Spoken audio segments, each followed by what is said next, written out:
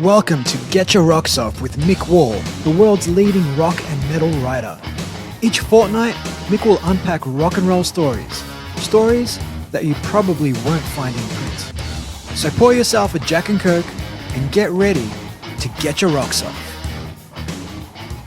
Welcome to Getcha Rocks Off. I'm going to pray that the microphones are working today. I don't know if the powers that be actually aired the second episode John and I recorded, because it was too good. It was just too good. It was just too good. But it turned out it was so good that my microphone didn't seem to be working. However, after much contemplation and research and investigation, it seems it came down to something called human error. Which is astonishing. Yeah. Astonishing. So we put in a call to one of the world's top producers, Mick's old friend. What's the guy who lives in Malibu? Kevin Shirley. Kevin Shirley. We gave Kevin Shirley a ring. Said, Kevin, stop recording the new Iron Maiden album. We don't know how to turn these mics on, bro. Yeah, Kevin, funnily enough, he's now in Australia. Oh, is he? Yeah, he's got not a in studio. The boo. He said the boo Malibu's too horrible with all the fires and Trump, actually, all the rest of it. You know, I know. There's loads of people are off, are going, don't like it. When I think it was 2018, early 2018, I went to visit Kevin in the boo. Yeah. And even then, I mean, he'd already applied, because he has family connections and family out in Australia. He'd applied for citizenship. Wow, yeah. And he wanted to get the hell out of Dodge before the shit hit the fan with Trump and all the rest of it. And at the time, I remember thinking he might be just a tad paranoid. But turns out the wrath of the Lord is raining down upon California, isn't it? So, it really is. Yeah. It really is. Anyway. So that isn't what we're going to talk about today.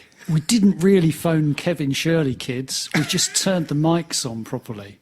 Yeah. To finish on that, when I say human error, clearly that wasn't my mistake. There were only two humans in the room at the time. And I'm incapable of human error, as everyone knows. Yeah. So, Anyway. So today, by the way, I'm Mick Wall. And this is John Houghton, my good friend. And today we're going to talk about...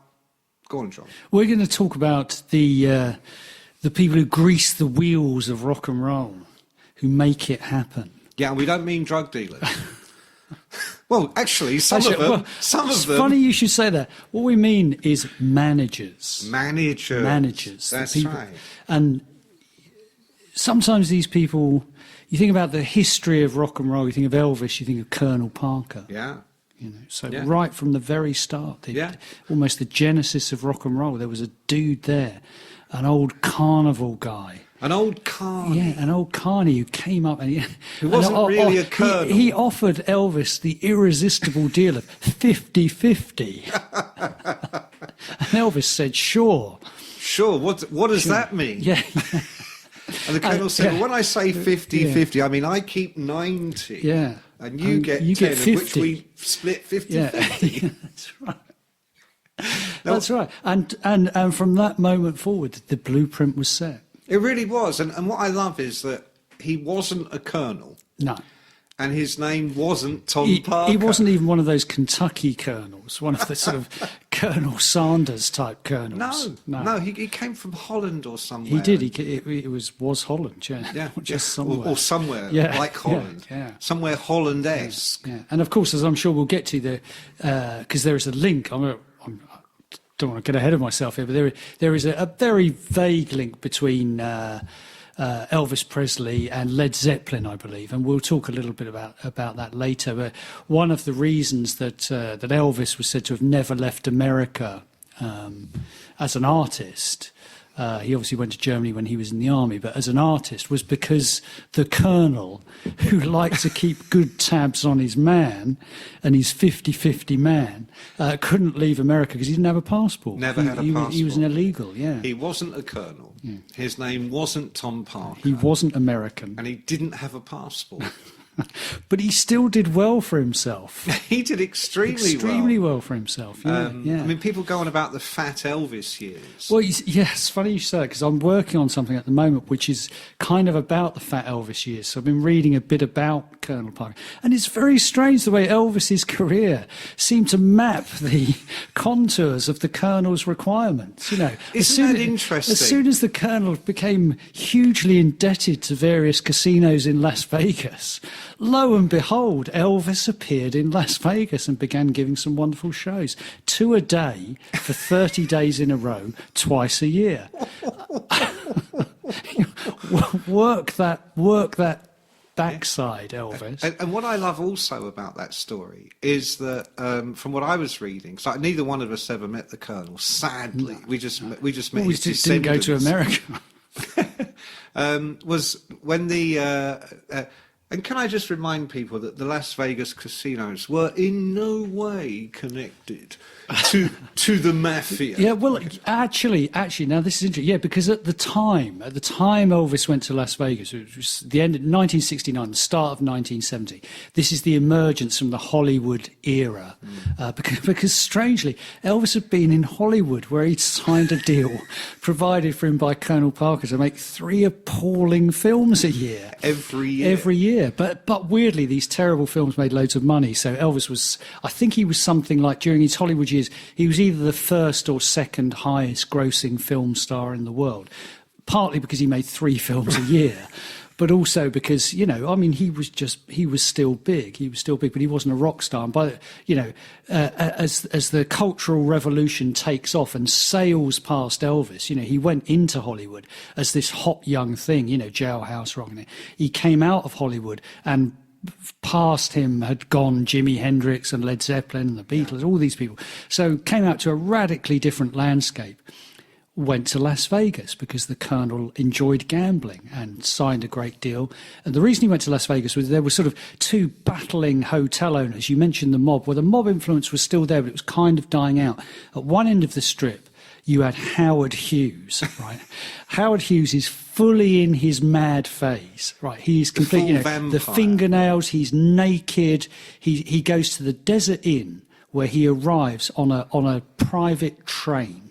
He disembarks from the Desert Inn, disembarks from the train, gets to the Desert Inn, stays there, I think, for 6 weeks, and then decides he'll buy the place. He buys the Desert Inn. He buys the casino across the road because he doesn't like the light that flashes in his windows while he's trying to get some sleep. While he's got his Kleenex boxes on his feet. Yeah, and he's, you know, saving his fingernail clippings or whatever he's doing. In bottles. Yeah, and urine, and, you know, he's got severe obsessive compulsive disease. He's got his hooks into Richard Nixon, who at the time is America's president, and is having horrendous problems with Vietnam. And, you know, this is pre-Watergate. This is, you know, just the general problems of being America's president at this tumultuous time.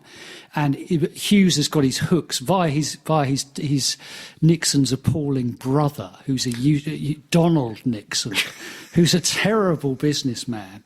And Hughes has financed a restaurant for Donald Nixon, which has gone completely tits up. And now, you know, Howard wants his return. So at one end of the strip, you've got Howard Hughes, who's you know, despite being completely mad, a supreme political operator. Oh, yeah. You know, he's got everyone in his pocket. He knows how everything works. At the other end of the strip is an Armenian pilot called Kurt Kerkorian. An amazing story, this guy. You know, he's already a billionaire. He too built his own airline from nothing after the war. He used to be a boxer, then he was an airline pilot, and he builds the biggest hotel in Las Vegas.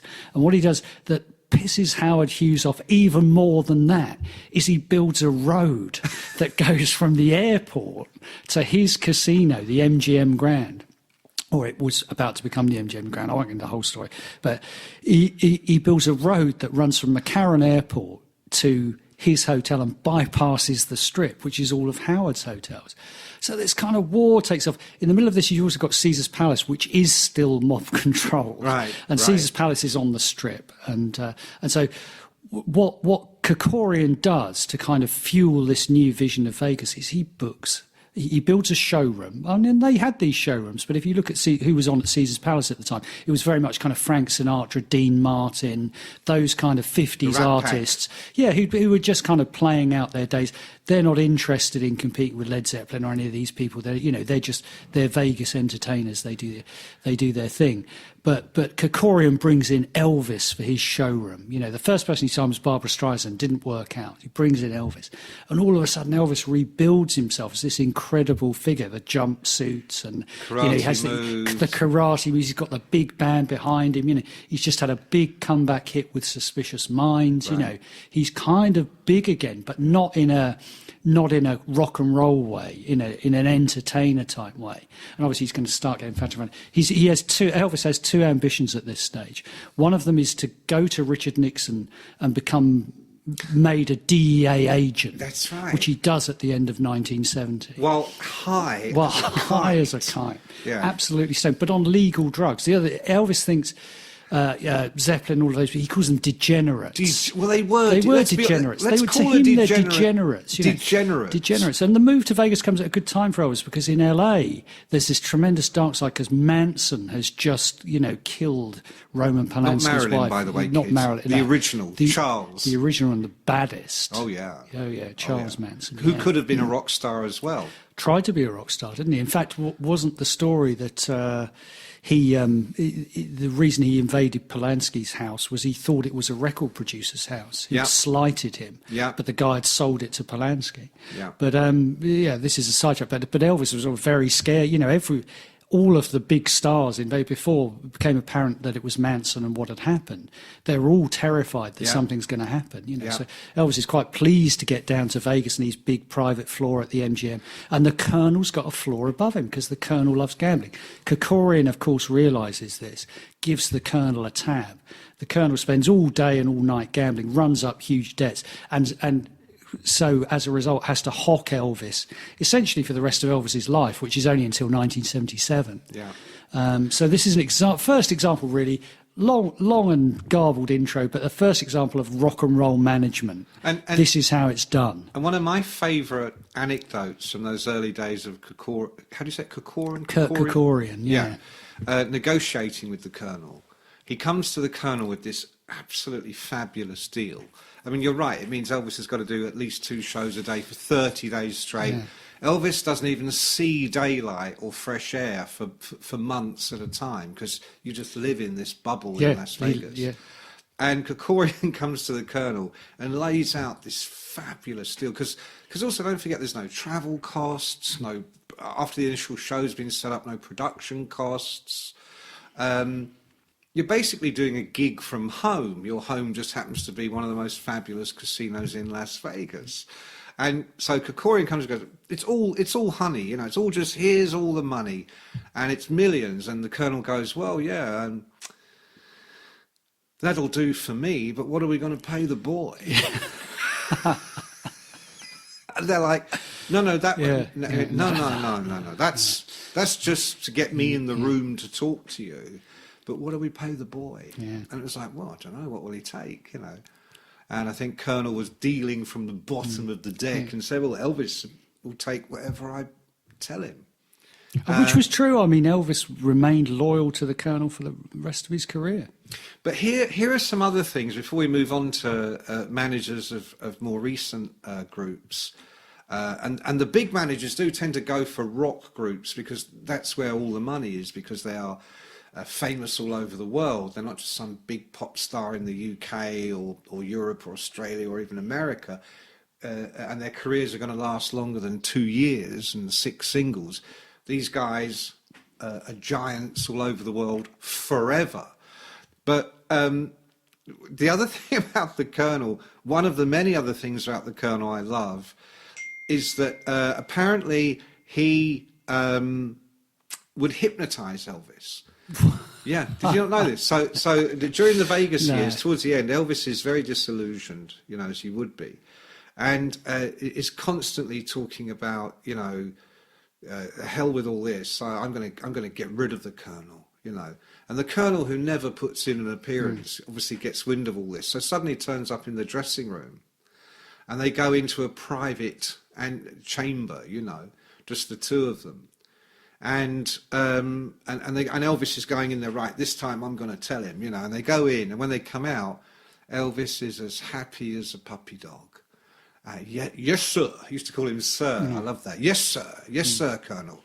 And being an old carny, an old carnival rogue, the Colonel was used to hypnotising. Apparently he was one of the first people that would hypnotise chickens.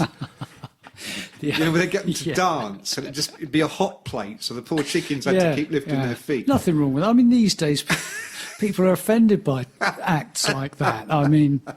So the Colonel employed... I love how we still call him the Colonel. Yeah. And I also love to say he wasn't a Colonel. It wasn't a Colonel. No. No sort of Colonel. The Colonel wasn't a Colonel, but he was a great con man. And when you fast forward to some of the managers we're going to talk about, I don't know if any of them hypnotised their artists, but they certainly employed all kinds of confidence tricks, whether it was sex, whether it was drugs, whether it was cooking the books. But they in their own ways, they definitely hypnotised not all the people we're going to mention, but the next generation. Them, I mean, you can never fully. It's a bit like a marriage, isn't it? You can never know the full internal workings of the relationship between manager and artist. Sometimes they work. Externally, you think, oh well, is this right? Is that is this best for both parties? But internally, for some reason, it's working. They're fulfilling needs in each other, and you might never know why. Well, a lot of these guys are from poor, uneducated backgrounds, like Elvis. And suddenly here's this guy who's promising them untold riches and making all their dreams come true. And I've never had an offer like that, but I do remember as a young writer going in to sign a contract for my first book deal. And it was a pathetic amount of money. And I'm sitting with the editor guy, and just before we go in, he said to me that they were going to. It was like $2,000, and he said to me, $2,000 spread over 2 years or something. He said, "Look, they're going to offer you $2,000. You say no, I need 3. You will get it because they're desperate." Okay, it was an Ozzy Osbourne biography, and I was like the 5th writer that they brought in. Everybody else had been rejected. And I'm like, absolutely, they're going to offer me 2, I'm going to say 3. We wait, we go in, they offered me 2. I went, yes, where do I sign? Absolutely. Yeah, 2, are you sure? Oh, let's make it 1. Let me get my jeans off, hang on. Okay. I mean... That's why you need a manager. That's why you need or some sort of agent. Or someone you can trust. Yeah. Or think you can trust. Yeah. So let's move the dial forward then to Don Arden. The Don. The Don. The Don. Now, he was a bit like the kind of British Colonel Tom Parker. It's also not a colonel. And whose name also wasn't Don Arden. Yeah. There's a theme developing here. These people may not be who they seem. Unlike the Colonel, Don managed multiple acts. Yeah. I mean, and he has a long backstory. He'd been a song and dance man. He was one of the original black and white minstrels. Did you know that? Yeah. His real name was Harry Levy. Anyway, by the time you get to the 50s, he sees that his old music hall world is fading. And there's this whole new rock and roll thing. So Larry Parnes in the UK has got Cliff and Billy Fury and all these the kind of imitation American rock and rollers. So Don goes to America, and to cut the story as short as possible, he comes back managing Gene Vincent, Little Richard, and various other. I mean, the guy he was. I worked with Don for a while, and he was telling me, and I can't remember this guy's name, but that song. White girl out to sea, Little Chief with the little. Right. Oh, fuck me. Some song. Anyway, I'll remember it in a minute. But it's all about like the big chief loving the squaw and boom, boom, boom, boom, boom, boom, boom, boom, boom. Which appealed to Don as a former black and white minstrel. Absolutely. Yeah. And it turns out this guy, he brings him over from America. There's no social media or telly or anything. He has no idea what he looks like. This little Jewish guy, middle-aged guy, turns up singing about squaws and Big Chief Sitting Bull. And he's like, you got to be fucking kidding me. Get on the plane home. Yeah. You know? But I mean, Don, by the time he brings little Richard here, Gene Vincent, I mean, both these guys are kind of over the hump. They've had their major hits. Gene Vincent was such a drunk and a pill addict that Don told me quite often he literally couldn't stand up. So they would gaffer tape him to the mic. Right. Yeah, he also had a gammy leg. Yeah. He couldn't walk on the best of days, let alone after 2 bottles of wild turkey. Right? So they would gaffer tape him to the mic just so they could get the start of the show. Because the contract was, if you started the show and then for some reason you were taken ill, you still got paid. Yeah, so they would gaffer tape Gene Vincent to the mic, and the band would come on, and Gene would be like, and then he'd sort of fall over, and they go, he's been taken ill. Taken ill, yeah. It was like Weekend at Bernie's, yeah. I mean, this is, I suppose, what that highlights is, the early version of problem solving. Management is essentially problem solving. The great line in Spinal Tap: "I'm the one who finds mandolin strings in the middle of Mongolia," or whatever it is. But they do. That's what they do. The guy's got a limp and a drink problem. So just gaffer tape him to the stage. It doesn't matter. Just solve the problem. Yeah. Do what you need to do. And that became the blue. I think that became the blue. Rock and roll was unconstrained by, in a way that other businesses were. Management of a. Because I think these guys are certainly smart enough to manage corporations and do big deals and run record companies, or other kind of businesses, but. They're in the Wild West. Their method of problem solving isn't, well, let's get some forensic accountants in, although sometimes it might be, or let's bring in a management consultant to see, do a time and motion study. Theirs is like, tape him to the stage till the show starts and get my money. Absolutely. That's it. That's management. I mean, Absolutely. that is management. He's dead, Don. Did we get the money? Yeah. We did. Yeah. Fucking bury him by the side of the road. I don't care. We're off. And let's get someone to be Gene tomorrow, which, we might touch on later. Another strand another story that we'll come to one day. Rock and roll. But so Don goes on to manage the Small Faces, the Move. Eventually, by the 70s, he's managing Black Sabbath and ELO, when ELO were at one point the biggest grossing band in the world. Yeah. And he assumes this character. Well, he doesn't assume the character. He is this character that has all these dodgy people working for him. The famous story of Robert Stigwood being held from a balcony was Don and his men. Now, Don told me the real story of that. He said they didn't dangle him from the balcony. He said, we just dragged him to the balcony and showed him the ground. Which I love. Which I love. And the reason he did that was because Stigwood had tried to steal the Small Faces from him. And Don always insisted, again, that the Small Faces called him Sir. So apparently Steve Marriott, the night after Robert Stigwood turned up to steal the Small Faces, Steve Marriott rang Don and said, oh, hello, oh, no, not Sir, let's call him Mr. Arden. So, hello, Mr. Arden, yeah. We had Robert Stigwood here last night. He says he could do a better job than you. Did he? Did he? Oh, did he? Robert now? Stigwood, you say? Yeah. Let me just write that name down. So Don and the crew, and I can't remember the name. It's all in. I ghosted his memoir years ago. It's called Mr. Big. Yeah. So all the names are in there. But it's all like Mad Frankie. Crazy Larry. Am I completely wrong? Did he have Peter Grant working for him at one point? Peter Grant was Don Arden's driver. That's right. Yeah. So Peter Grant learned everything from Don. And again, Peter Grant was a heavy, wasn't he? I mean, he's a wrestler and a huge, strong, physically strong guy. He was enormous. But he'd also been a bouncer. He'd been a strong arm man for one of the major slum landlords in London.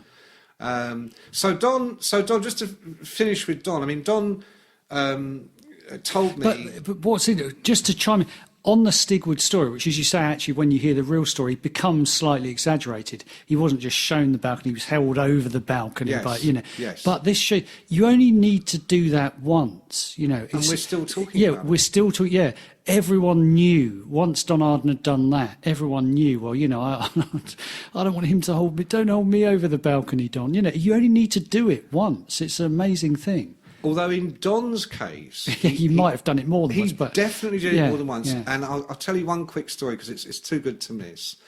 And this is not a famous Don story, though it's in the book. But I was blown away when he told me this. Towards the end of the '60s, the Move, who were a big hit band in the UK, they were managed by a guy called Clifford Davis, and all the managers were dodgy, and Clifford Davis, his kind of calling card was that he was part of the Waterloo mob, like there was some East London, South London thing going on, and he had his offices down there, and so apparently Clifford Davis finds out Don is now going to steal the Move from him, so Clifford Davis issues an ultimatum to Don. And Don told me, he said he immediately got his driver to drive him to Clifford's office in Waterloo. He said, I walked in, he said, I had a modus operandi. I would walk in, get all the phones ripped out from the wall so no one can call for help, then straight into Clifford's office. He said, Clifford's sitting behind a desk with a big cigar. He goes, first thing out of his mouth was, I know where you live, Arden. And Don goes, I didn't say anything. I just went behind the desk. I grabbed him by the throat. I took the cigar. I ground it into his forehead. And I said, and what was he doing? He said, screaming and crying and struggling. Because Don had also been a strong man and a wrestler. Don told me in his days of being a song and dance man, where they were travelling, getting a train to travel to the next provincial town for a gig, he would always, the other guys are getting a taxi or a bus, he would run to the station carrying his suitcases to stay fit. And he had a chest like a barrel. I mean, the guy was strong. So he's got Clifford Davis. He said after that, I smashed up his office. I felt so good. I dismissed my driver and I walked back to Knightsbridge or wherever he was.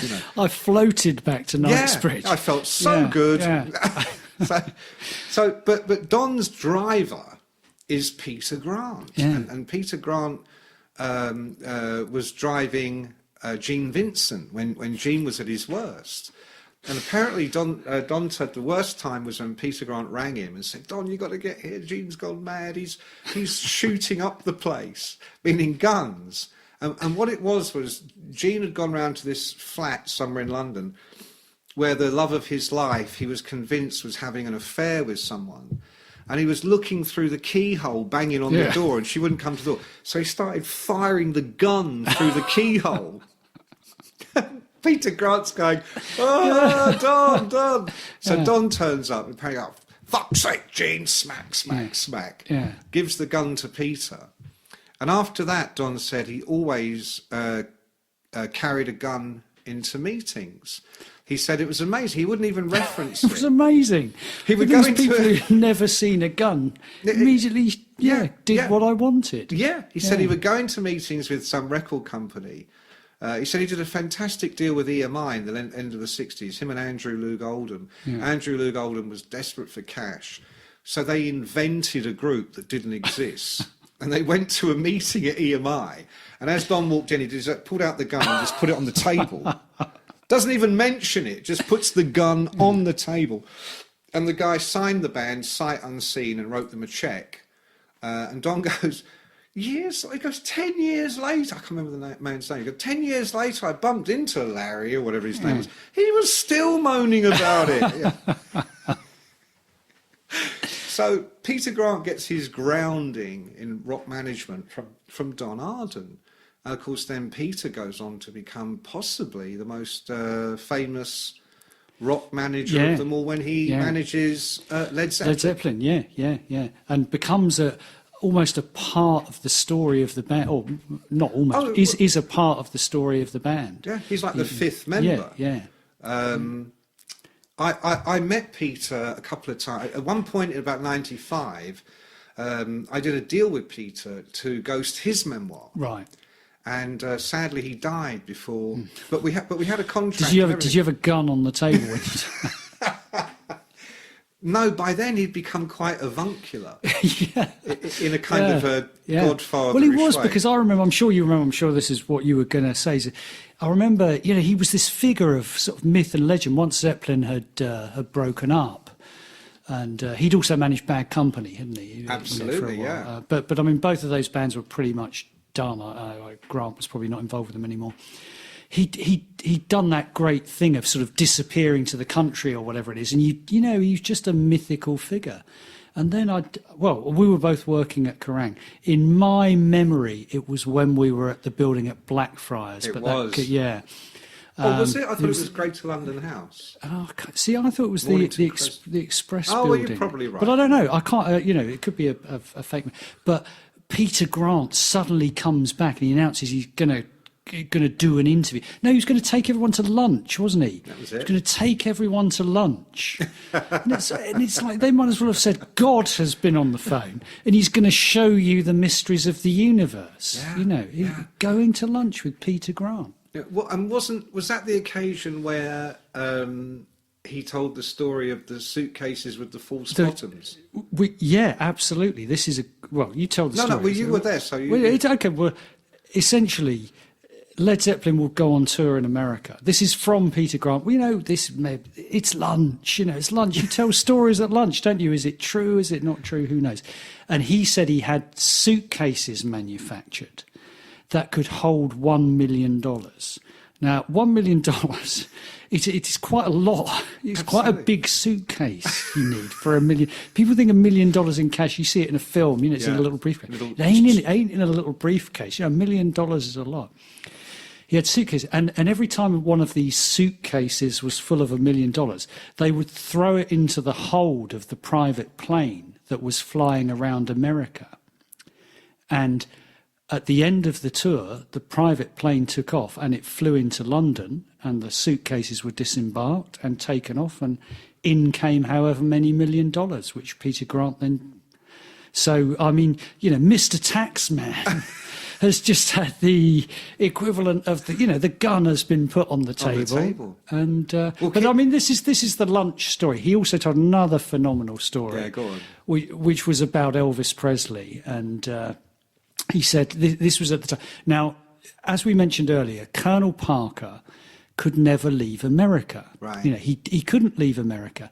Elvis, by all accounts, was desperate to go. He wanted to go on tour. He wanted to get out of Las Vegas. While he was doing Las Vegas, he would still do tours in America. And He was still popular. I think at one point he did something like the Houston Astrodome. Right. And there's 90,000 people. So he's getting all these offers to come to Europe. He's never been to Europe. There's no doubt if Elvis had come to Europe, it would have been massive. It would have been massive. He's never been.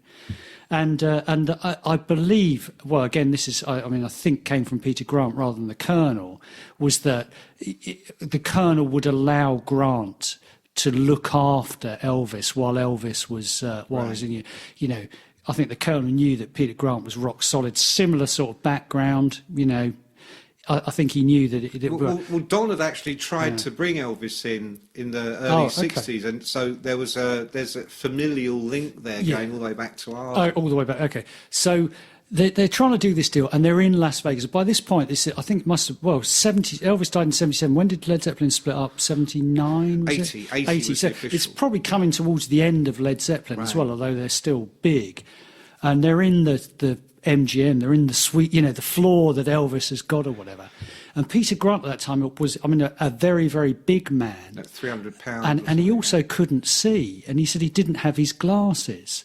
And so he's in this huge suite, and Elvis is there, and he sees this big white sofa at the end of the room. So he goes over And he's desperate to sit down. He's been standing up, bullshitting all these people, And he goes over and he sits down on this massive white sofa, like he's 18 stone, conscious down. And the sofa moves underneath him, And he goes, he says, And he looks down and he's sat on Vernon Presley. Elvis's dad, who was in a white suit. He had white hair and a white beard. And he was sitting on this white sofa, and Peter Grant just didn't see him. And he said there was this great line. He said, as they was all saying goodbye, he said to Elvis, Elvis, I'm sorry for sitting on your daddy. And Elvis said to him, stick around, there could be a job for you yet. It reminds me of a great story. When Christopher in The Sopranos sits, did you ever see that? Where he sits down on the dog and kills it because he's all smacked out. Right. Yeah. What was his girlfriend? Adriana. Adriana. Yeah. And it's Adriana's little dog. It's like I don't know if it's a Chihuahua. It's a small thing. But Christopher's all smacked out. She's at work, and he's so stoned he just collapses on the couch. And she comes home hours later, and she's like, choo choo, whatever the dog's called. Can't find the dog. Turns out the dog's underneath Christopher on the couch. Well, this was Elvis's daddy underneath Peter Grant, who weighed about 25 stone. So I mean, you would come back. You're just having a few Zeds, the party's gone on for a bit too long. You're an old guy, all of a sudden. I remember talking about how these guys were the masters of their own universes.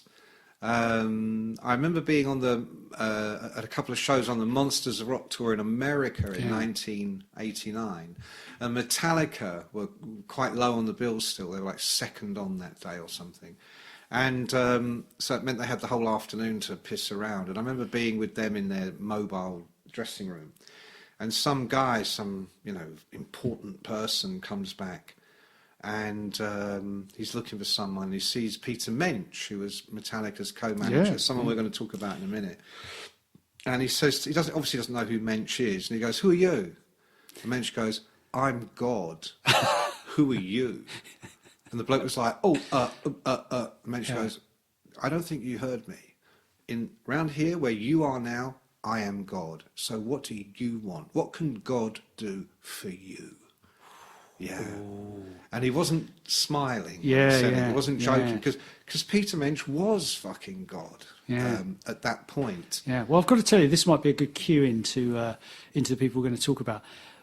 You'll remember again, slightly earlier days on Kerrang, there was a great schism in the staff at one point, and half of the staff left on one day to go off and work for the Germans, Metal Germans who owned Metal Hammer at the time. Yeah. Anyway, I was offered that job, by the way, as editor of Metal Hammer. Revealed now, folks. The road not taken for Mick the Wall, they would have called him. That's what he would have been known as in German. Well, as a judge, the day everybody left, and it was a Sunday. And it was one day, wasn't it? Yeah, they all went. It was overnight. It was It was half overnight. The staff. And they kind of did that deliberately to fuck up Jeff Barton, who was the editor of the magazine, who they'd all sort of taken against. There was Dante and his followers, who was deputy editor, and Jeff editor, and Jeff was a little bit out of touch. And it was a Sunday. I mean, these days we all work all kinds of weird days. It doesn't matter so much. You didn't work Sundays in those. Listen, rock and roll stops at the weekend, kids. In those days, gun or no gun. So my phone rings at about 11 o'clock on a Sunday morning. And just because I'd only just heard about what had happened, so I picked up the phone as a joke. I went, Metal Hammer. And it was Jeff on the phone. And it was like, Et tu, Brutai. He went, not you as well. And I went, what? He said, I said, no, that was a joke. I was kidding. Yeah. Honest. Yeah. Well, and wasn't it, in my memory, again, it was just before Christmas. I don't know if that's right. It was just as Kerrang went weekly. Just as Kerrang went weekly, that's right. So this is getting to the point. So I think he also, I think he must have rung everyone around that day, because he rang me and said, are you staying? And I was about 12 years old. Of course I am. So he goes, it's less money than you've already. Oh, okay, that's no problem. So, but But I think you then sort of stepped into the breach and helped out. But they decided, anyway, in their wisdom, they would appoint me news editor. And I think Jeff said, we'll start after Christmas or something like that. It must have been something like that. I don't remember that. Maybe you don't know this then. Do you not know who recommended you as news editor? Was it Peter Grant? Or It was me. No, I know. I do know that. It was me old mate, Mick Wall. Did me a favour. I stepped in as temporary news editor. Yeah. Temporary news editor. Yeah. Yeah, that was the height of my career. Temporary the news editor. editor. The drop of dreams. You've made it to the top, kid. And I thought of you. I just thought you'd be perfect. Yeah. And thank you very much. And but the point was, I came in on the first day. I was like super keen, you know. I'd get to my desk early, which was about 11:30. You know, but there's this tumbleweed blowing through the office, you know. And Jeff had left me this note on the desk, you know, because obviously, again, on your desk in those days was a typewriter, a proper typewriter, with a stack of paper at one side and an empty tray at the other side that needed to be filled with the news. Tipex. And so a bit of Tipex and whatever, a gonk or whatever. But also was this note, you know, and it said, this is my first day, it said, John, please ring. And the first one was Peter Minch about Def Leppard. Then it said Arlette Variki about Guns N' Roses.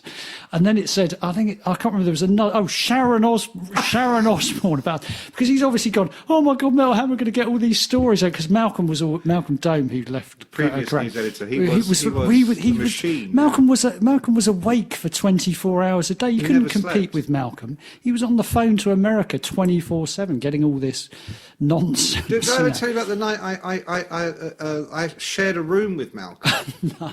This is in the early days, and I don't know who we're on tour with, but we're sharing a room, and obviously, you know, go to bed drunk, God knows what time.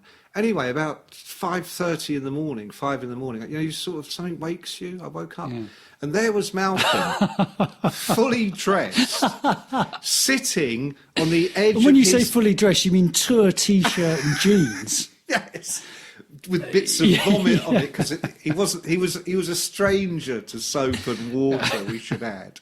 And he's sitting there on the edge of his twin bed, which is next to mine, staring at me in the dark, fully. I went, what the fuck, Malcolm? He's like, I couldn't sleep.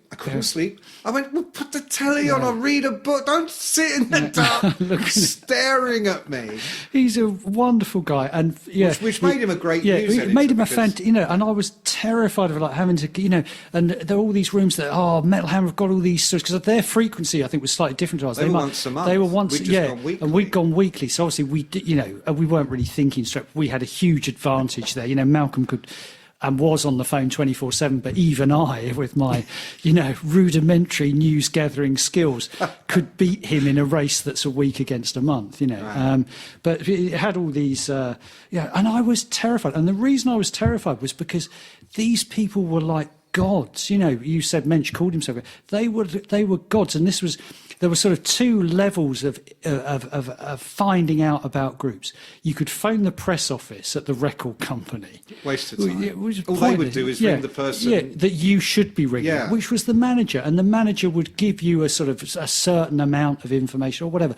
But it was, I mean, on the first day, I kind of girded my logic. And actually, I remember the reason I had to ring Arlette was because Guns N' Roses had broken up, you know. Oh, again? Again. So I ring Arlette and she goes, here, speak to Slash. Because Slash is living in on a sofa at Arlette's house, and he goes, and she's like obviously prodding him because this voice comes on the phone. It's like, you know, because to ring LA, you sort of wait till about 5 or 6 at night, but it was still like 11 in the morning there or something. It wasn't rock and roll hours. I think it's Arlette was awake because Arlette's the Californian equivalent of Malcolm, you know. Right. But is it fair to say though at this point, Slash isn't what you'd call a morning person? Well, this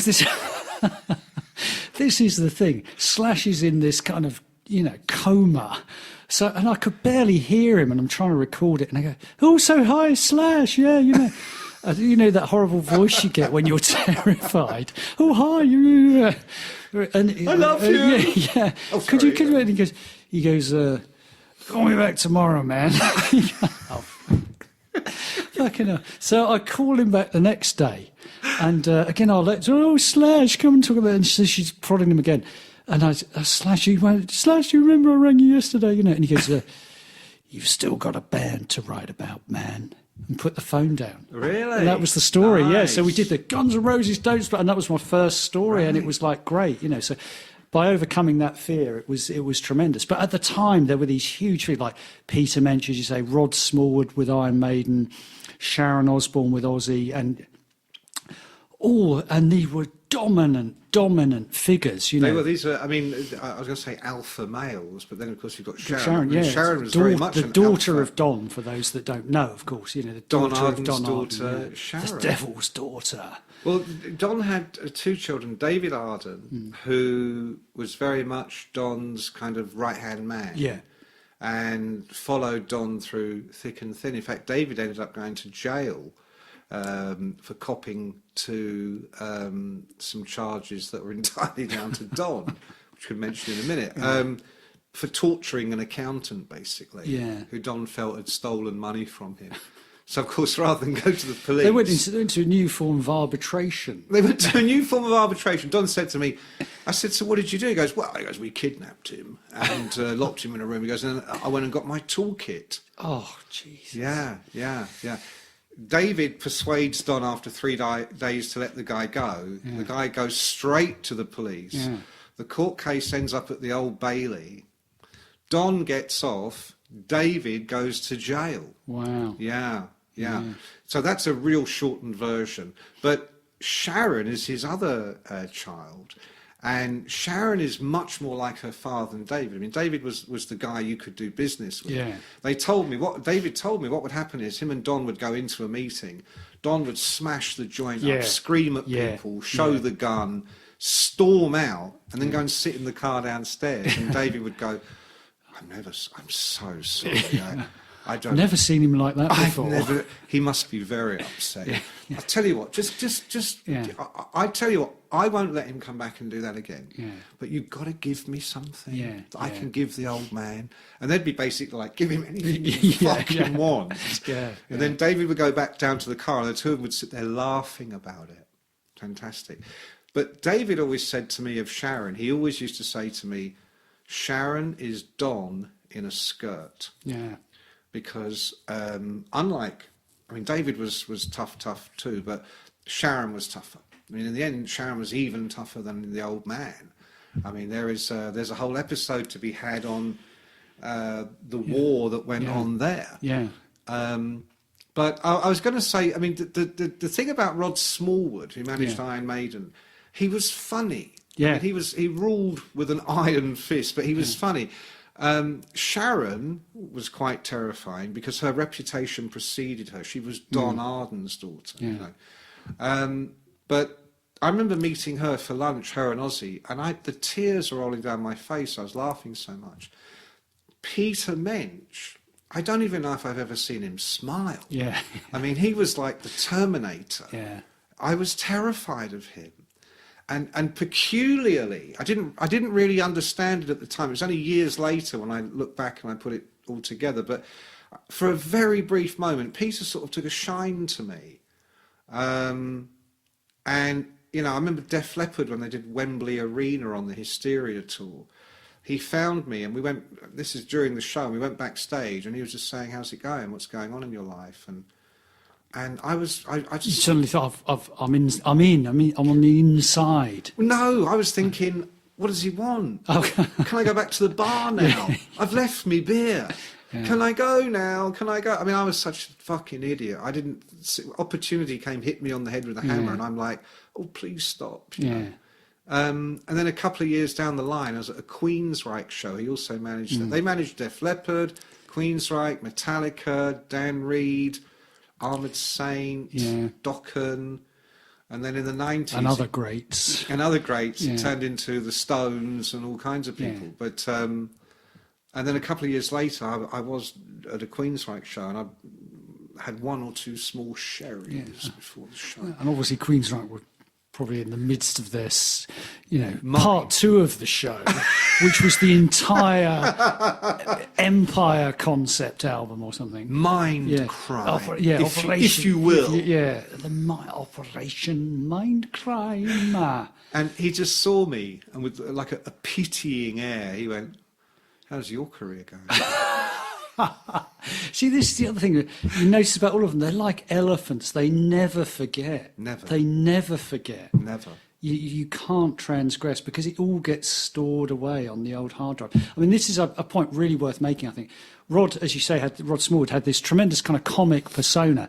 He used to be known in Kerrang as the Huddersfield Cowboy, didn't he? I mean, he was almost like a northern gunslinger, Yeah. but he'd been to Cambridge. Yeah. He was a self-made man, very clever, very, very, very, very sharp, very business savvy. Yeah. I always remember the great line about he made Iron Maiden millionaires from T-shirt sales before they were millionaires from record sales, which, if you think about it, was entirely logical. A CD and a T-shirt were the same price, but a CD, you got to cut to the shop, you got to cut to the record company, the publisher, all the rest of it. And you tend to buy it once. You tend to buy, a T-shirt at a gig costs a tenner. Yeah. Well, that's your tenner, apart from the 50p it costs to make it.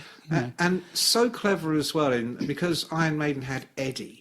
Yes. Eddie the Ed. Yeah. That had literally started out as a little mask on the back of the stage in a pub, and smoke would come out of its mouth, By the time you get to Iron Maiden becoming big stars around the world, Eddie is now this, these days we'd probably laugh at it, but like a giant, I think it was just a roadie in a pantomime well, costume. that's what you did back before CGI. That's what you did. You wanted a big Eddie, you put a bloke in a costume. A roadie, a big roadie. Yeah. Hard to find a big roadie. So you go, but Eddie would be in all the T-shirts. So, for instance, and again, this is before the internet. This is where you'd get a tour program or adverts in the back of Kerrang. And so they're playing Tokyo. Yeah. No, I can't think of a good example there. Say they're playing New York. Here's Eddie hanging from the that's Empire right. He would do. State Building. He'd do something for each market, as they say. Yeah, They're doing Very London. clever, Here's Eddie on Big Ben. They're doing Los Angeles. Here's Eddie surfing. And of course, if you were a kid in England or Australia or America, you'd want the T-shirt from America or from Australia or from France or whatever it might be, because that was the cool rarity. I mean, again, I don't know if this is entirely true. Someone said that great source. You can tell I was the news editor. Someone said to me, a close friend of the band. I heard somewhere that Rod had actually worked out how much money the average fan took to a Maiden gig to spend. So he wasn't trying to get them in debt for the rest of their life. You took 20 quid and you wanted to spend it. Yeah. So your T-shirt was a tenner, your tour book was a fiver, and he would think, well, how do I get the other five in a good deal, a transaction? So he'd do a badge for a quid and a wristband for 2 quid or whatever. Yeah. And you could make, there was just clever marketing. And at the time, he was ahead of everyone in that. And because of this slightly cartoonish public persona he had, where they used to call him Rod Smallwallet. Yeah, that's because he was supposed to be really tight He's Yorkshireman. from the tight Yorkshireman. I love cricket, and I won't spend a penny. I've got to tell you, I once the reason I remember going to dinner with Rod, as you say, he loved cricket. We went to some place somewhere in the middle of winter, and got absolutely hammered, and he's bloody made. Steve's just written this, so it's the greatest song he's Mother ever Russia. written. Yeah. It's one of the greatest. And this would be Rod. epics. Rod. Part of Rod's duties were, once Maiden had finished now, he'd take everyone out one by one and tell you how good the album was going to be. And it was just good management. It's just good management. Everyone feel good. I've had a nice dinner. But we were so drunk, and I remember hearing England had been bowled out for by the West Indies on this famous occasion where they're playing in West Indies. They'd been bowled out for about 50 or something. I can't remember exactly what. I was thinking 50. They can't have been bowled out for. Oh God, I'm pissed. Come on, and it was true. Rod actually, I think, ran next to. Did you hear the bloody cricket score? While we were drinking. Cricket and rugby. Yeah. Football was for puffs. Ladies and gentlemen, we're going back we don't several use decades. yeah. No, Yeah. I only say that because John just wrote it on a bit of paper and made me say it. But yeah. But anyway, Rod was this, so you get the impression that Rod went the extra mile for the band. Totally. He had a sort of semi-silent partner. Andy Taylor, who was the sort of financial side, wasn't he? Looked after the financial side of the business, and Rod looked after the management side and built this. Here's the strength of what Rod Smallwood did. It's still going. Yeah. It's still going strong. Yeah. It's outlasted all of these other people. And I think, sometimes you might say managers divide into two groups. There's the ones who have one artist. There's the Colonel Parker, Sharon Osbourne. just straighten your. I'm straightening my microphone. Straighten your tie, It's gone like Lemmy's. It's gone like pointing up towards one.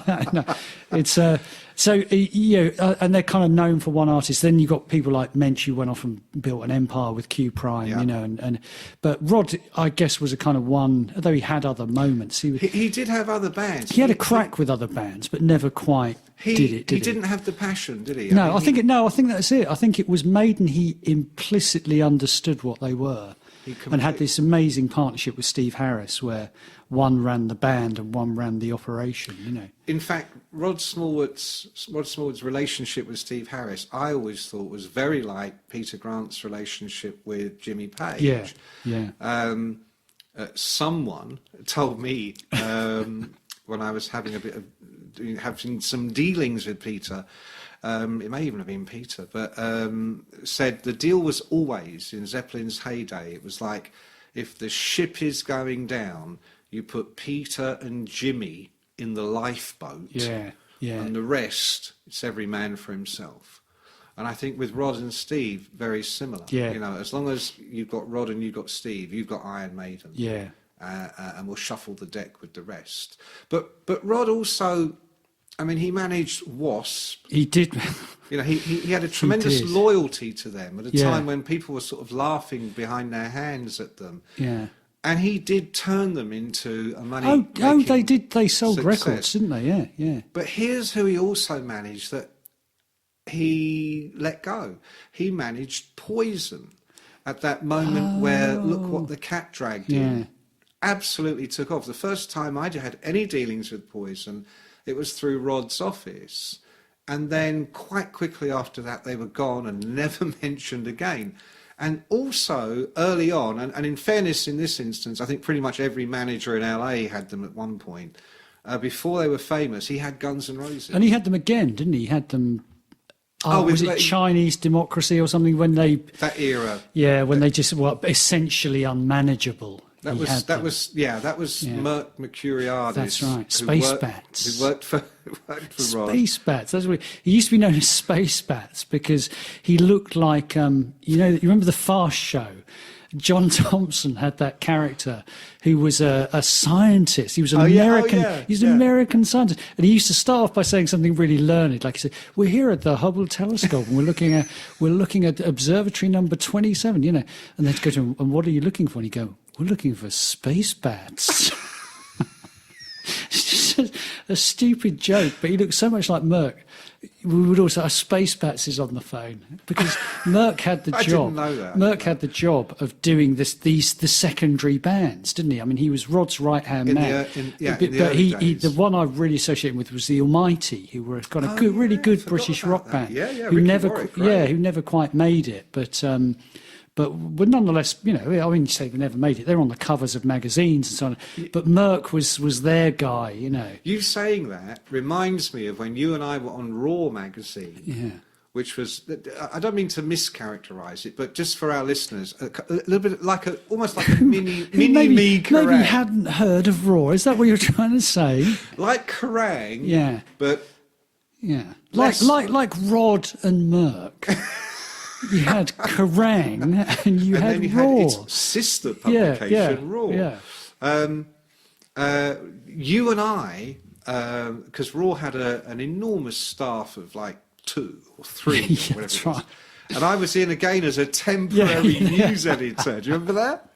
I'm do. back as the temporary yeah. or part-time or something. But anyway, and Rod invites us out for dinner, you and me, because the Almighty have an album coming out. And this was, as you say, Rod would prep everybody. Yeah. And we went for this evening with him where it was booze. Yeah. Unsurprising. And you and I were laughing. Amazingly the next enough, day. there was a drink involved. Yeah. You were laughing, going. About 2 hours in when Rod's going. Well, John, the first Almighty cover we're going to do on Raw. This is how it's going to be. And then 3 months in when we release the next single, that's when you do the second cover. And you're going, I'm not putting the fucking Almighty on the cover of Raw. I went, I think you are. Yeah. Ha ha ha! But that was how it all went back in the day, wasn't it? Yeah. And Ricky. That's what I just remember. Ricky was married to the girl who was on MTV. Yeah. Oh, Vanessa. Vanessa. Yeah. So they were a good. Vanessa Warwick. I think that's how we resolved the problem. I've got a feeling what we did was we put Ricky and Vanessa on the cover as some kind of sex or love or something, something. Yes, something. Metal version. That was kind of how we resolved the whole. Kind of a Brangelina. Yeah, of heavy metal. Yeah, and it worked brilliantly because we can still remember it to this day. Well, you can. I'm sure that's what we did. That would have been a great. God, I've got to come up with something here because I've said to Rod I'll do it. Oh God. So, going back to great managers, again, thinking of Rod, but also Sharon, okay? Yeah. A couple of things that really impressed me. And you can look at these things in isolation and go, well, that's entirely manipulative. But my analogy is always, you go to a great restaurant and you get the best waiter or waitress ever. She smiles, or he smiles, whatever it is. They're just fantastic, and they make you feel good. Now, is that because they really love you, or is it because they want a really good tip and they're good at their job and they're really great at their job? Answer: I don't care. I don't care how the burger is made. I just want it to taste fucking good, right? Rod and Sharon, masters of this, and I'll give you two examples. Back in the 80s, mid to late 80s, when Maiden kind of really ruled the roost. I had a regular girlfriend, and she would come to all the shows. And at the start of every Iron Maiden world tour, his office would send me in the post 2 Access All Areas laminates that didn't just get you into the UK tour or the European tour. Anywhere they went for the next 12 or 18 months, however long they were on the road, Japan, anywhere, you got in. And so did she. Wow. So I could go anywhere in the world and bring her. Now, the fact is, I probably didn't take her anywhere in the world other than some Iron Maiden shows in England. But it made my life so much easier. And I just thought, class. Yeah. That's classy. Yeah. And then, when my mum died, she died in her late 40s. She was ill. And I was still in my 20s, didn't know how to handle this at all. So I just didn't talk about it to anybody. And at her funeral, and I have to this day no idea how they knew, because I didn't know how to discuss it. At her funeral, there was the most magnificent wreath, and it was from Rod and Steve and all the boys in Maiden. Yeah. And I'll tell you what, John, at that point, I was never, ever, ever going to write a bad review of Iron Maiden ever again. Yeah.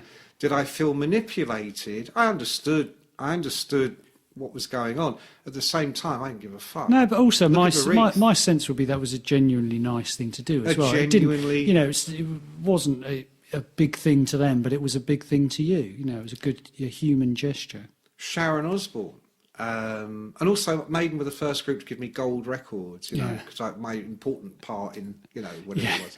Your vital review of Somewhere in Time, KKKKK, and an extra K for luck. No, didn't you give Seventh Son of a Seventh Son 7 Ks?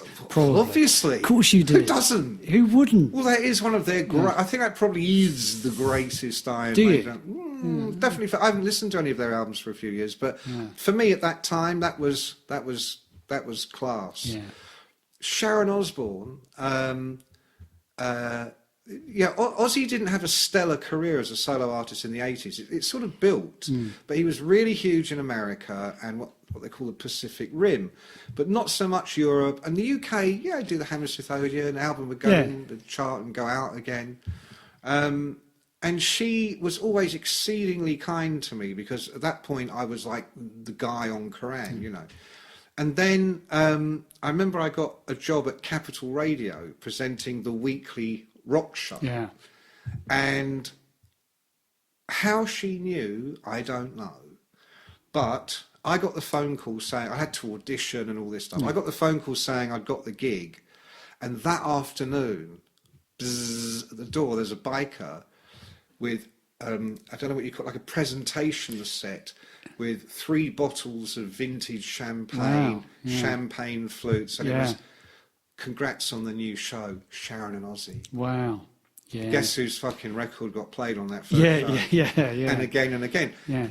So, you know, or is it pay? Are you being bribed? No. You're being given a nice big kiss, and you're going, that felt good. I want another one. Yeah.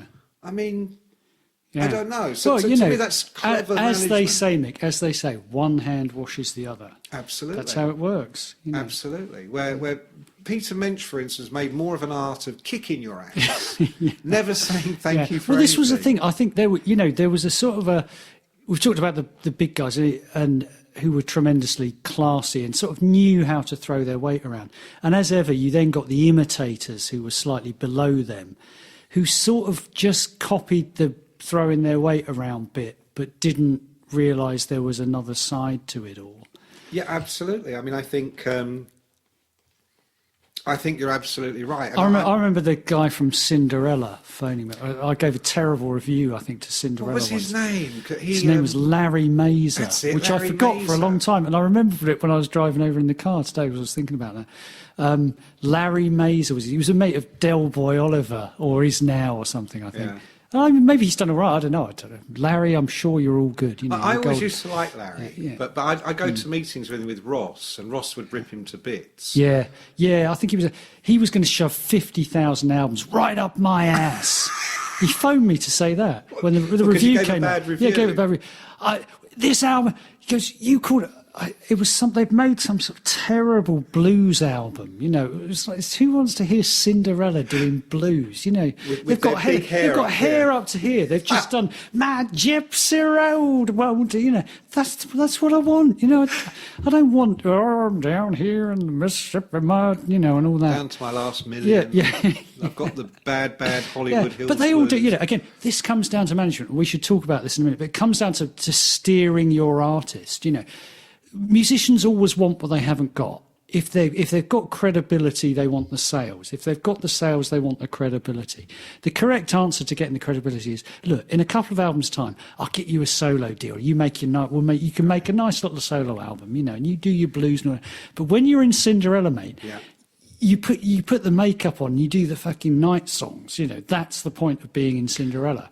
And that's why someone like Def Leppard, for instance, have been, apart from being very, very good, but one of the reasons their career was so well managed, they were managed by Peter Minch and his partner Cliff Bernstein, but they never, I mean, Joe Elliott has had various side projects in the last couple of decades, but they never diluted the brand. By going, well, this next Leppard album is going to be a blues album. I mean, fuck off. Yeah. Why? Why would you do that? Yeah, well, exactly. Why? Because it sort of bewilders the fans and all the rest of it, and it's indulgent in a way it doesn't need to be, you know. And I think a good manager sees that. Maiden are the same. You know, if I made an album tomorrow, I could tell you what it's going to sound like. It's not going to be it's not going to be, oh, we've suddenly got into drill music. You know, it ain't going to be that.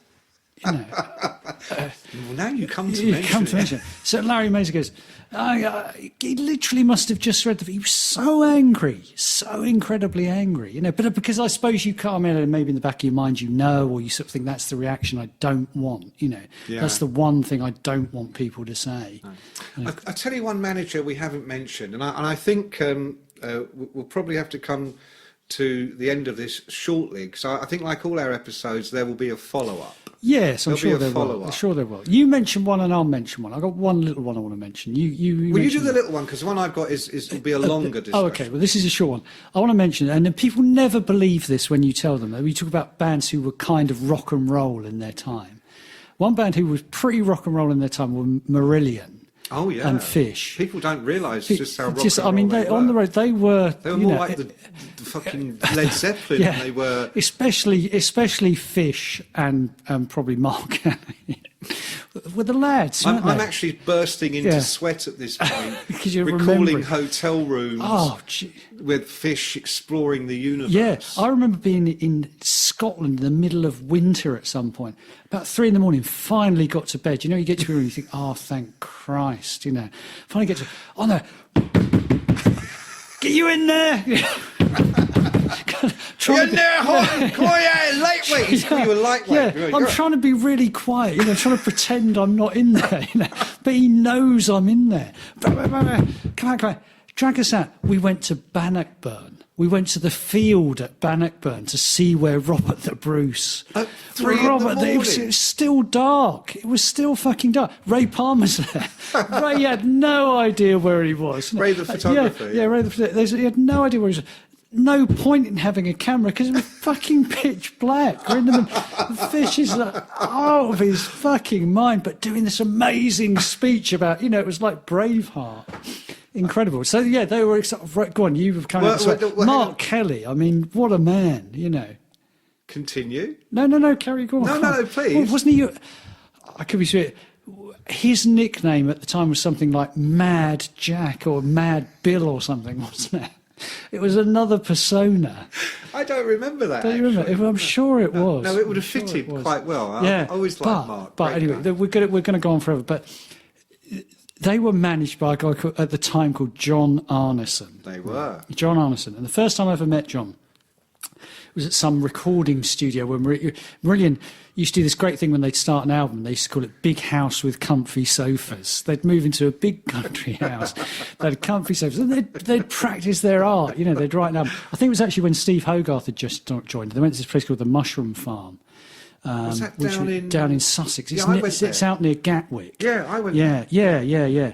And they did this amazing thing, actually, where they begun working on Season's End, which was Steve's first album and they, because the Mushroom Farm wasn't a proper studio, it was like a rehearsal studio. It's where you went before. This was like the little big house where you went into the big house to actually do the album. Pre-production, as they say. It's basically sitting around, smoking dope, joking, like having, saying ridiculous things.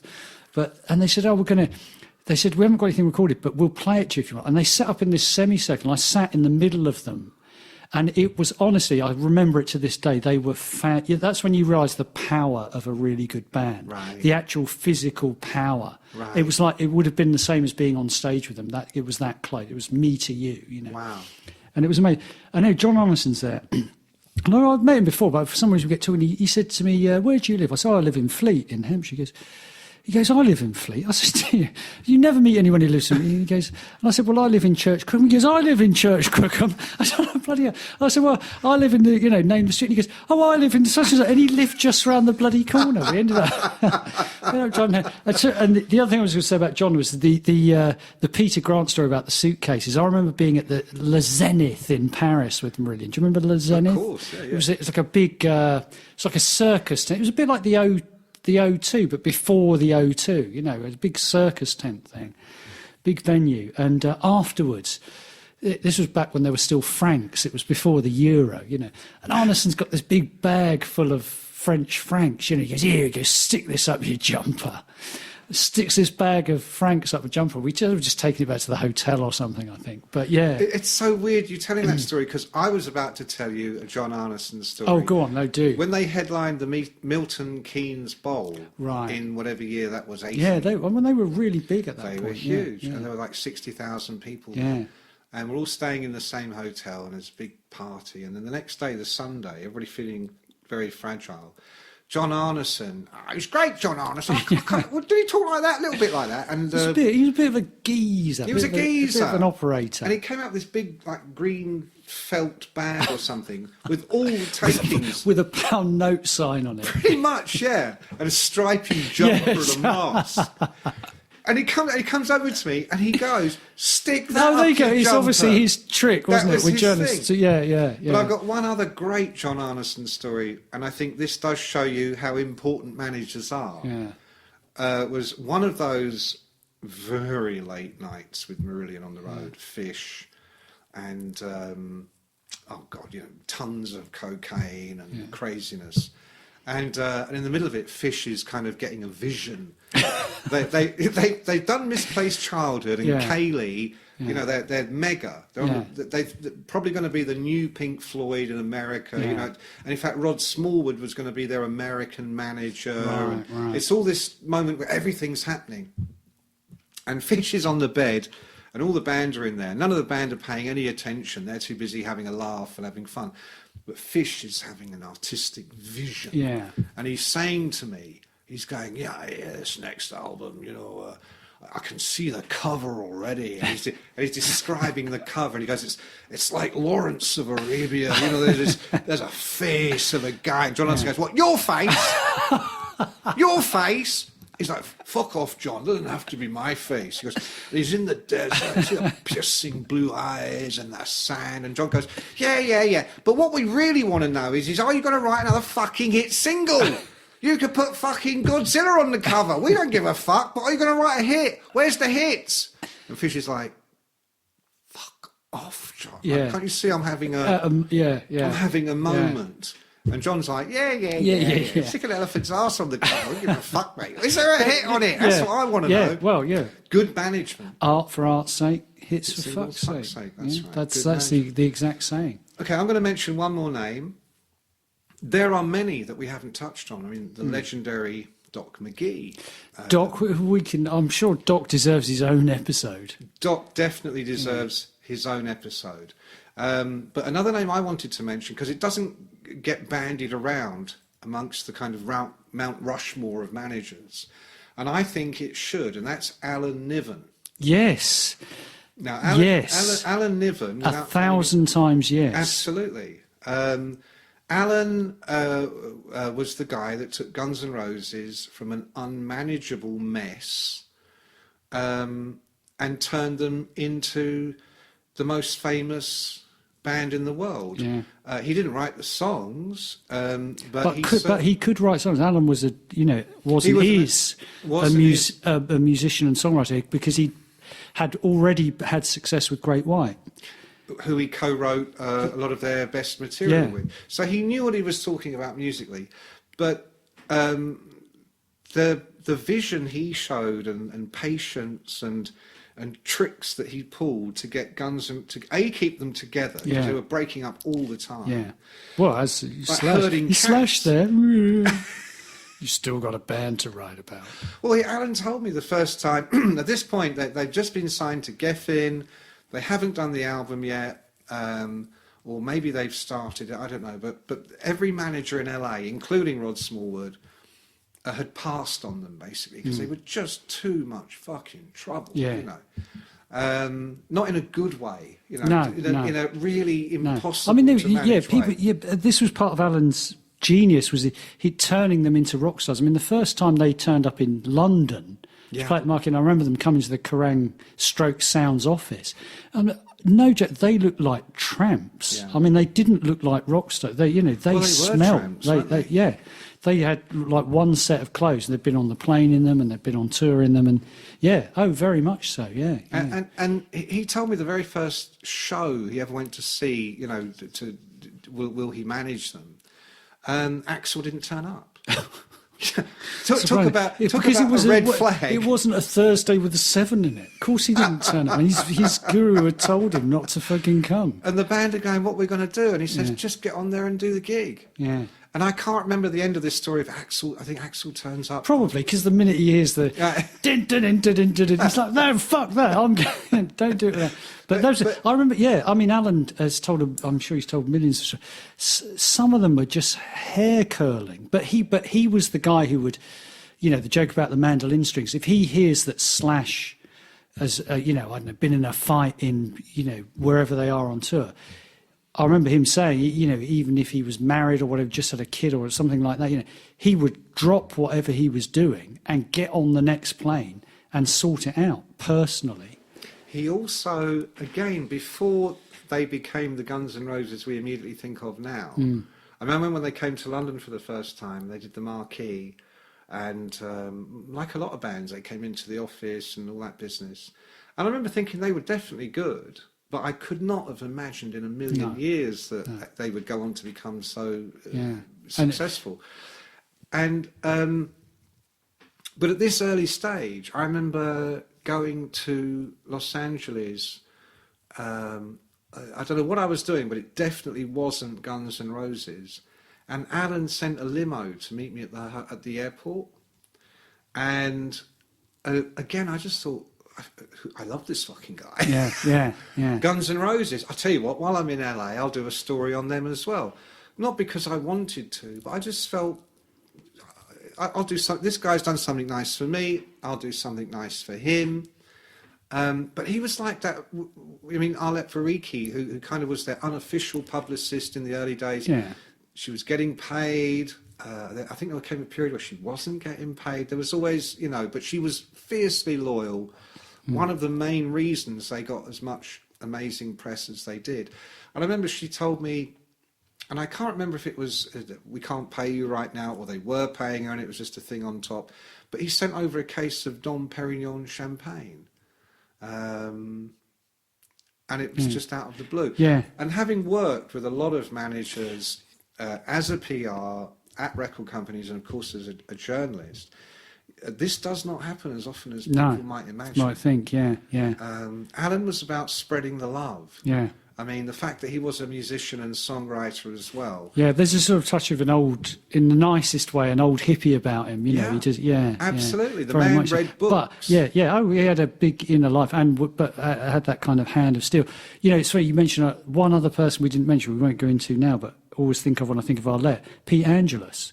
You know, Pete Angelus, who started out with Van Halen. Yeah, the Picasso brothers, him and Dave Lee Roth. You know, they were, it was that period when they were inseparable, weren't they? And you know, Roth was always hanging around with Arlette, and Angelus was always there. You know, another great manager. But I think, can I tell you a great Pete Angelus story just quickly? Because Pete Angelus was he the lighting director for Van Halen? He started out somewhere on an important job. Because there was that guy Noel Monk. That's he it. was He was the manager. Yeah.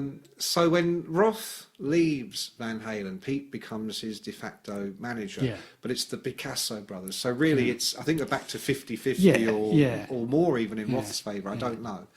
But Pete was so he could have been in a Scorsese movie. Yeah. You know. He looked like a New York, good-looking New York mob guy, made man. Yeah. But he was in LA and he had all that LA thing going on. And so he takes Roth, big success, starts to get a little shaky, but then he starts managing the Black Crowes. That's right, yeah. And it so happened I had an early demo of theirs, and at this Christmas party we were both at, I played it, and he was like, "Where did you get this?" I've just started managing them. And so we kind of bonded, and I did some stories about the Black Crowes. And they weren't big yet. The album hadn't even come out yet. And there was one, this is a very LA in that era kind of story. I was arguing on the phone with Bernadette Coyle at Phonogram over which hotel I stayed. Yeah. That was the Empire days of the music That was business, the Empire, where I would be like, that's not good enough for me. She wanted me to stay at Le Parc, and Ross had told me Le Parc was full of hookers. Like, that's a bad thing, you know. So she was like, well, we're putting you at Le Parc. And I'm like, Le Parc? That's full of hookers. And then she was like, well, we'll put you at the Hyatt. I went, the Riot House? That's like a B&B, you know. Well, where do you want to sit? Sunset Marquee. Yeah. She goes, but that's too expensive. I said, well, guess what, Bernadette? I'm already here, so you've got to pick up the tab. Which was That's true. what it was like dealing with Mick Wall back in the day. Forget Peter Grant. So we have this blazing row on the phone. I hang up. It's about 9:30 in the morning on a hot LA morning. I haven't even had a shower yet. I stink, you know. And about 20 minutes later, there's a... And Bernadette's in London, by the way, and I'm in LA. So at the door, I go to the door. And here is this absolutely stunning looking woman, young woman, blonde, with an English accent, but who'd obviously been working in LA for a while. And she's carrying a tray with a picture of tequila margarita on it. Wow. 2 frosted glasses. And she goes, Pete Angelus sent me. Oh. And I'm like, come on in. Yeah, come in. And I'm like, what's this? And she said, Pete says you were having a bad morning and this might make you feel better. Wow. Yeah. Yeah, that did make you feel better. And I'm thinking, what is the limit to this? Is it just a drink? Or, you know? And we had a very pleasant morning. Yeah, a lovely morning, yeah. Very pleasant morning. The point. And do you know what the problems with the hotel just went away? Eased away. Yeah. Eased away as I wrote another cover story on the brilliant new band, The Black Crows. And that is management. Yeah, that's I loved Pete though, because he was genuinely funny. Yeah, he was. He intelligent. was as sharp as Dave was, really. I think maybe even because he had more perspective. But that kind of verbal. I'll tell you one last Angeles story, and I think this showed him his true kind of acumen in man management. The Black Crows were shooting their first video for that song "Jealous Again." Yeah, it wasn't a hit. Because I'm jealous. Great song. Jealous again. I was drunk on Sunday. That one. Oh, is that the lyric? Do you remember that? Drunk on Sunday. That's the other. That's the next Perfect. bit of it. Yeah. But I've got a theory, by the way, that all great records, hit records, are based on na na na na na. Yeah. That's it. It's as simple as that. Why you haven't written a hit record remains a mystery. All right now. Na na na. You're just saying the tune in the same voice. Yeah, I'm telling you. That's a bit like that. I was telling you that story the other day about in John Niven's book "Kill Your Friends" about the music publisher who gets sued and he has to go to court, and they say to him, "How do you make a hit record?" Because he's got a writing credit on every. They say to him, "Well, how do you write a song?" You know, and he goes, "Well, you just get some kids in a room, you get a beat going." That's his answer. That's his answer. Break it down, boys. Yeah. Well, you know, I mean, I'm going to finish my Angeles story in a second, but going full circle back to Colonel Tom, he was, if you look at all those early Elvis hits, Elvis apparently is the co-writer. Yeah. Because Colonel would go to these songwriters at Blue Suede Shoes or whatever it is and go, well, listen, you can have 100% of nothing. Yeah. Or you can have 50% of an Elvis Presley hit. Yeah. What would you like? Guess what they liked. Yeah. And years later, Sharon Osbourne did pretty much the same thing. Oh. Remember when Bark at the Moon came out? And if you can probably Google it.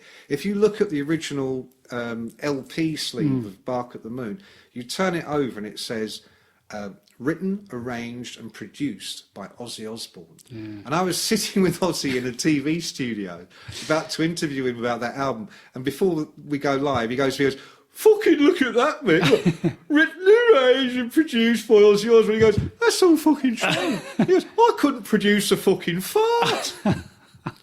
It says I've written it. I've never even fucking heard those songs. I've got to say, one of the great rites of passage of being the Kerrang news editor was every time an Aussie album came out, about 6 months later, was the phone call from Bob Daisley saying, I wrote that I song. wrote that. Sharon's done this, that and the other, Yeah. Yeah. So to finish the Angeles story, the Black Crows are recording their first video for Jealous Again. Jealous Again. And Angeles and Dave are still the Picasso brothers. They're still partners. And Dave is still a big star. You know, he's not quite as big as he was, but he's still selling out the Forum in LA and all this. And so Dave mucks in. So Dave is at this video shoot. I'm at the video shoot. It's late at night. And there are loads of these gorgeous models that are just there to kind of writhe around in the video. Yeah. The band are miming, pretending to play. Yeah. And there's just all these babes everywhere. And it's because Roth has bust them in. Roth is like, well, if you're going to do a video, you've got to have loads of babes. Rule number one, babes. Yeah. There's no such thing as too many babes in a video. And the band are like not fucking happy. This is not their vibe at all. No. and there's a row, and you know what it's like when there's a row and you're there as the journalist. They're desperate to not let you see or hear. But sometimes you're looking for somewhere to hide, and there isn't anywhere. Big row, and eventually Chris Robinson says to Pete Angelis, either he fucking goes or you do. And Black Crowes haven't sold shit at this point. Yeah. And then Rich Robinson's going, Van Halen don't mean shit to me. And it's like, wow. Yeah. But Pete Angelis puts his arm round Dave's shoulder, and he's kind of talking in his ear, and he leads him off. He kind of leads. It's a bit like the Colonel leading Elvis into the wings to be hypnotised. You know, he leads him off. And Dave, I'd never seen him like his head is down. He's kind of muttering, and I'm just trying to help these guys. I don't know what they're doing, you know. And we went back the next night. All the babes are gone. Roth has been banned from the set. And they record the video that we now know, which is so unremarkable. I personally needed babes. Personally, was looking for the babes, didn't see any, but that was Pete Angelis. He was able to smooth it over. In a moment of real tension, trying to explain to David Lee Roth in 1990 that Van Halen didn't mean shit. Was really, you know, you can say it now, but back then was like, whoa, wow. You know, so go on. Right. Well, I thought we could maybe end on. We talked about Alan Niven. I reckon one of the great acts of management I would give you as a good example to close, because it sort of ties into the modern day. Use your illusion 1, use your illusion 2. How do you follow up Appetite for Destruction? You release 2 albums on the same day. 2 double albums. 2 double albums on the same day. A remarkable piece of management, summed up by the fact that he was probably among the first to do it's going to be released at 12 o'clock at night. Tower Records is going to open. And outside Tower Records at 12 o'clock on the night of release in a limousine, doubtless with babes, waiting to get his copies of Use Your Illusion 1 and Use Your Illusion 2, is Donald Trump. You know, that's marketing. That's marketing. Yeah. That's how you do it. That's how you do it, baby. Yeah. That's how we do's it, that's baby. How we do. That's how Alan does it. That's why he's living in half of America. Alan Niven, we're going to revisit that one day soon, I think, because his story is extraordinary. Remarkable what he did story, with Guns N' Roses was a very unique thing, set of circumstances. Yeah. Right, John, I think that's how we do's it. We've do's it. We've do's it for another time, and we'll catch you all again on the flip, on the boulevard of broken dreams.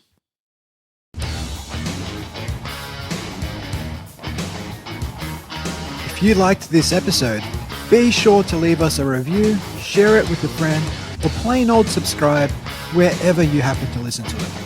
For full episode show notes, visit nofilter.media/Getcha Rocks Off. This has been a No Filter Media production. Say what you want.